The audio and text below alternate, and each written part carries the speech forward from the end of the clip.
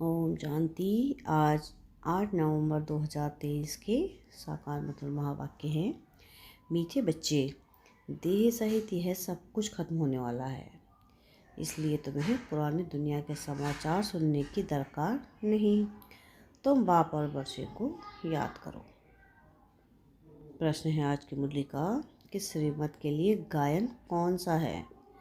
श्रीमत पर चलने वालों की निशानी सुनाओ। उत्तर है इसका, श्रीमत के लिए गायन है जो खिलाएंगे, जो पहनाएंगे, जहाँ बिठाएंगे वही करेंगे।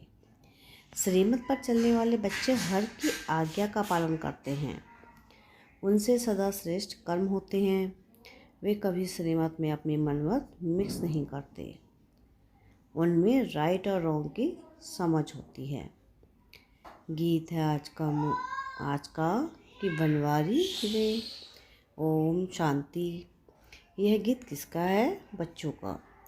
कोई गीत ऐसे भी होते हैं जिसमें बाप बच्चों को समझाते हैं, लेकिन इस गीत में बच्चे कहते हैं कि बाबा अब तो हम समझ गए। दुनिया को तो पता नहीं कि कैसे यह झूठी दुनिया है, झूठे बंधन हैं, यहाँ सब दुखी हैं। तब तो ईश्वर को याद करते हैं।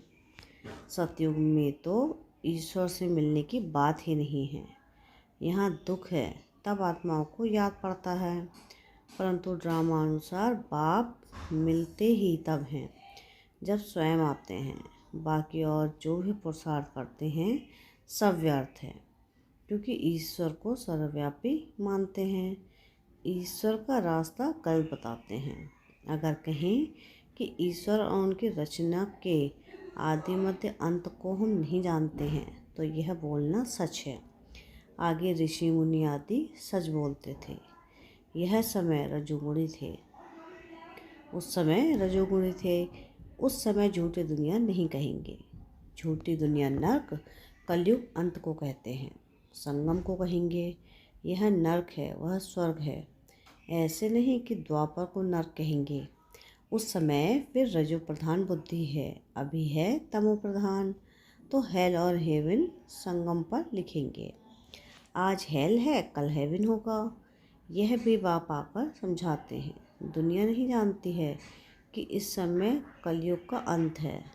सब अपना अपना हिसाब किताब चुकतू कर अंत में सतो प्रधान बनते हैं।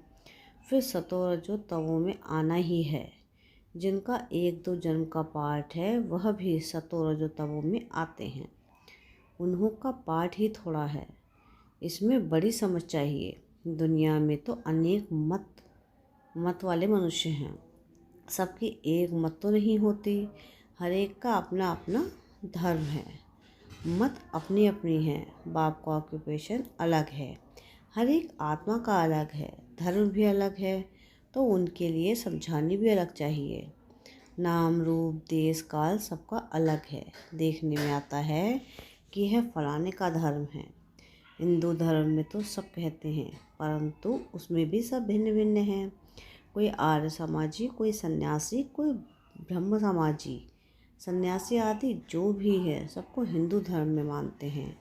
हम लिखें कि हम ब्राह्मण धर्म के हैं अथवा देवता धर्म के हैं तो भी वे हिंदू में लगा देते हैं, क्योंकि और कोई सेक्शन तो उनके पास है ही नहीं। तो हर एक का फॉर्म अलग अलग होने से मालूम पड़ जाएगा। और कोई धर्म वाला होगा तो इन बातों को मानेगा नहीं, फिर उनको इकट्ठा समझाना चाहिए है। समझाना मुश्किल है। वे तो समझेंगे कि यह तो अपने धर्म की महिमा करते हैं, इसमें द्वैत है। समझने वाले बच्चे भी नंबरवार हैं, वह एक समान तो है नहीं, इसलिए महारथियों को बुलाते हैं। बाबा ने समझाया है, मुझे याद करो, मेरे श्रीमत पर चलो। इसमें प्रेरणा आदि की कोई बात नहीं। अगर प्रेरणा से काम हो तो फिर बाप के आने की दरकार ही रही। शिव बाबा तो यहाँ हैं, तो उनको प्रेरणा की क्या दरकार है। यह तो बाप की मत पर चलना होता है, प्रेरणा की बात नहीं। कोई कोई संदेश ले आती हैं, उसमें भी बहुत मिक्स हो जाता है। संदेश से तो सब एक जैसी हैं नहीं, माया का बहुत इंटरफेयर होता है। दूसरे संदेशी से वेरीफाई कराना होता है। कई तो कह देते हैं हमारे बाबा आते हैं, मम्मा आती है, फिर अपना अलग अलग सेंटर खोल बैठते हैं। माया की प्रवेशता हो जाती है। ये बड़ी समझने की बात है। बच्चों को तो बहुत सेंसिबल बनना चाहिए। जो सर्विसेबल बच्चे हैं वही इन बातों को समझ सकते हैं। जो श्रीमत पर नहीं चलते वह इन बातों को नहीं समझेंगे। श्रीमत के लिए गायन है कि आप जो खिलाएंगे, जो पहनाएंगे, जहाँ बिठाएंगे वह करेंगे। ऐसे कोई तो बाप की श्रीमत पर चलते हैं, कोई फिर दूसरों की मत के प्रभाव में आ जाते हैं। कोई वस्तु नहीं मिली है, कोई बात पसंद नहीं आई तो झट बिगड़ पड़ते हैं। सब थोड़े ही एक जैसे सपूत बच्चे हो सकते हैं। दुनिया में तो ढेर की ढेर मत वाले हैं। अजामिल जैसे पाप आत्माएं गणिकाएं बहुत हैं। यह भी समझाना पड़ता है कि ईश्वर सर्वव्यापी कहना रॉन्ग है।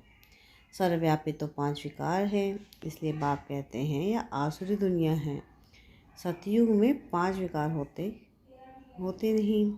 कहते हैं शास्त्रों में यह बात ऐसे है, परंतु शास्त्र तो सब मनुष्यों ने बनाए हैं।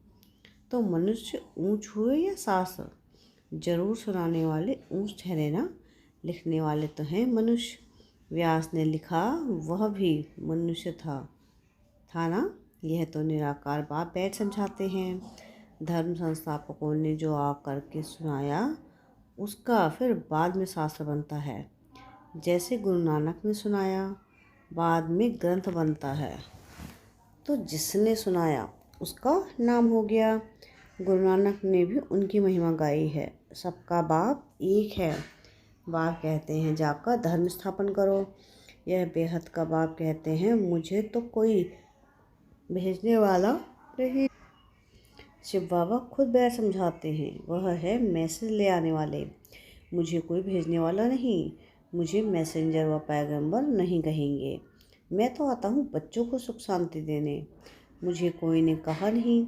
मैं तो खुद मालिक हूँ। मालिक को भी मानने वाले होते हैं, परंतु उनसे पूछना चाहिए कि तुमने मालिक का अर्थ समझा है? वह मालिक है, हम उनके बच्चे हैं, तो ज़रूर वर्षा मिलना चाहिए।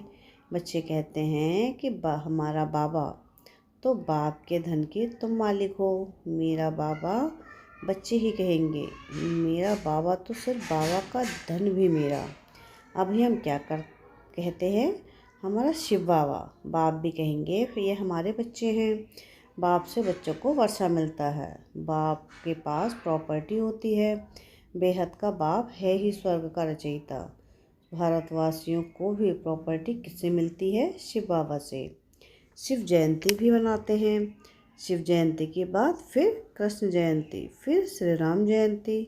बस मम्मा बाबा की जयंती व जगदम्बा की जयंती तो कोई गाते नहीं। शिव जयंती, फिर राधे कृष्ण की जयंती, फिर राम सीता जयंती।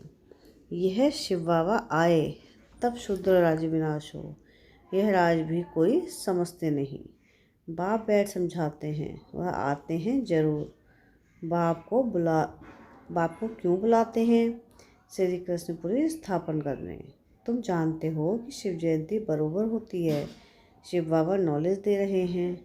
आदि सनातन देवी देवता धर्म की स्थापना हो रही है। शिव जयंती है बड़े ते बड़ी जयंती। फिर है ब्रह्मा विष्णु शंकर। अब प्रजापिता ब्रह्मा तो मनुष्य सृष्टि में है। फिर रचना में मुख्य है लक्ष्मी नारायण। तो शिव है मात पिता। फिर मात पिता ब्रह्मा और जगदम्बा भी आ जाते हैं। यह समझने और धारण करने की बातें हैं। पहले समझाना है। बाप परमपिता परमात्मा आते हैं पतितों को पावन करने। वह नाम रूप से न्यारा हो तो उनकी जयंती कैसे हो सकती? गॉड को फादर कहा जाता है। फादर को तो सब मानते हैं। निराकार है ही आत्मा और परमात्मा। आत्माओं को साकार शरीर मिलता है।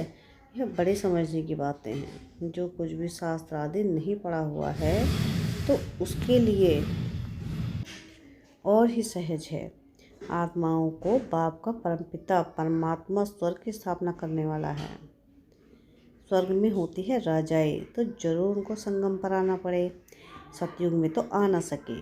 वह प्रारब्ध 21 जन्मों का वर्षा संगम पर ही मिलता है। यह संगम युग है ब्राह्मणों का। ब्राह्मण है चोटी, फिर है देवताओं का युग। हर एक युग 1250 वर्ष का है। अभी 3 धर्म स्थापन होते हैं, ब्राह्मण, देवता, क्षत्रिय, क्योंकि फिर आधा कल्प कोई धर्म नहीं होता। सूर्यवंशी, चंद्रवंशी पूज्य थे, फिर पुजारी बन जाते हैं। वह ब्राह्मण तो किस्म किस्म के होते हैं। अभी तो अच्छे कर्म कर रहे हो जो फिर सतयुग में प्रारब्ध पाओगे। बाप अच्छे कर्म सिखलाते हैं। तुम जानते हो हम श्रीमत पर जैसे कर्म करेंगे औरों को आप सवार बनाएंगे तो उसकी प्रारब्ध मिलेगी। अभी सारी राजधानी स्थापन होती है। आदि सनातन देवी देवता धर्म की राजधानी होती है। यह है प्रजा का प्रजा पर राज्य, पंचायती राज्य है। अनेक पंच हैं, नहीं तो 5 पंच होते हैं। यहाँ तो सब पंच ही पंच हैं। जो भी आज हैं कल नहीं। आज मिनिस्टर हैं, कल उनको उतार देते हैं। एग्रीमेंट कर फिर कैंसिल कर देते हैं। यह है अल्पकाल का क्षणभंगुर राज्य। किसको भी उतारने में देरी नहीं करते। कितनी बड़ी दुनिया है, अखबारों से कुछ न कुछ पता पड़ता है। इतने सब अखबार तो कोई पढ़ नहीं सकता। हमको इस दुनिया के समाचार की दरकार ही नहीं। यह तो जानते हैं देह सहित सब कुछ इस दुनिया का खत्म हो जाने वाला है। बाबा कहते हैं सिर्फ मुझे याद करो तो तुम मेरे पास आ जाएंगे। मरने के बाद सारा साक्षात्कार होगा। शरीर छोड़कर फिर आत्मा भटकती भी है। उस समय भी हिसाब किताब भोग सकते हैं। साक्षात्कार सब होता है, अंदर ही साक्षात्कार करते हैं, भोगना भोगते हैं। बहुत पछताते हैं कि हमने नाहिक ऐसा किया। पश्चाताप होता है ना। कोई जेल वर्ड होते हैं, कहते हैं जेल में खाना तो मिलेगा, मतलब खाना खाने से काम है। इज्जत की परवाह नहीं करते। तुमको तो कोई तकलीफ नहीं। बाप है तो बाप की श्रीमत पर चलना है। ऐसे भी नहीं कि किसको दुख देंगे, वह तो है ही सुखदाता। आज्ञाकारी बच्चे तो कहेंगे बाबा जो आप डायरेक्शन देंगे तुम ही से बैठूं, तुम ही संखाओ। यह शिव बाबा के लिए गाया हुआ है। भागीरथ अध्वानंदीगण भी मशहूर है। लिखा हुआ है ना कि माताओं के सिर पर कलश रखा तो वह फिर गौ दिखाते हैं। क्या क्या बातें बना दी हैं। इस दुनिया में कोई एवर हेल्दी हो नहीं सकता। अनेक प्रकार के रोग हैं, वहाँ कोई रोग नहीं है। न कभी अकाल मृत्यु होती है, समय पर साक्षात्कार होता है।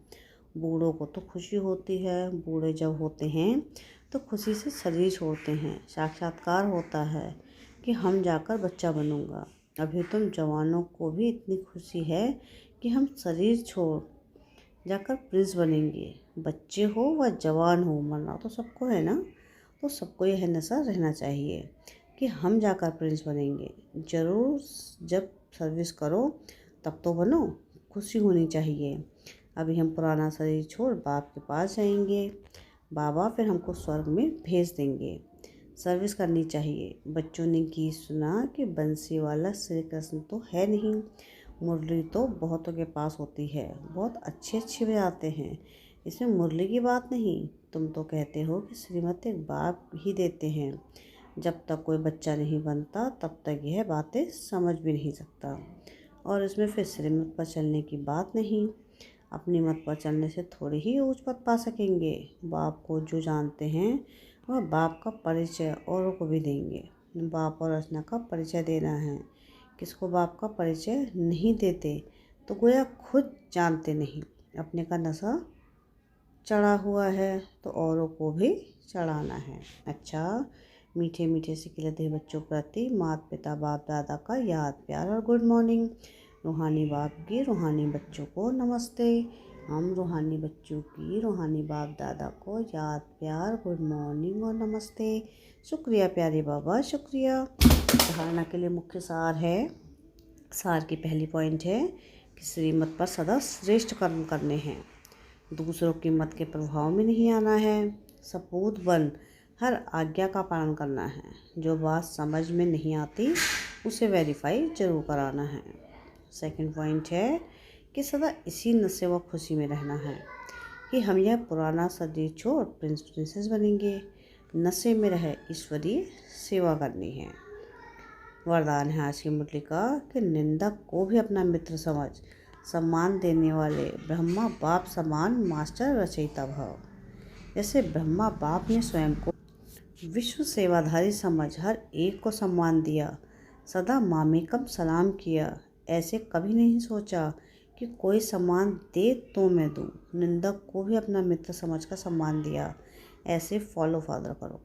सिर्फ सम्मान देने वालों को अपना नहीं समझो, लेकिन गाली देने वालों को भी अपना समझ सम्मान दो, क्योंकि सारी दुनिया ही अपना परिवार है। सर्वात्माओं के तना आप ब्राह्मण हो, इसलिए स्वयं को मास्टर रचयिता समझ सबको सम्मान दो, तब देवता बनेंगे। स्लोगन है आज की मुरली का कि माया को सदा के लिए विदाई देने वाले ही बाप की बधाइयों के पात्र बनते हैं।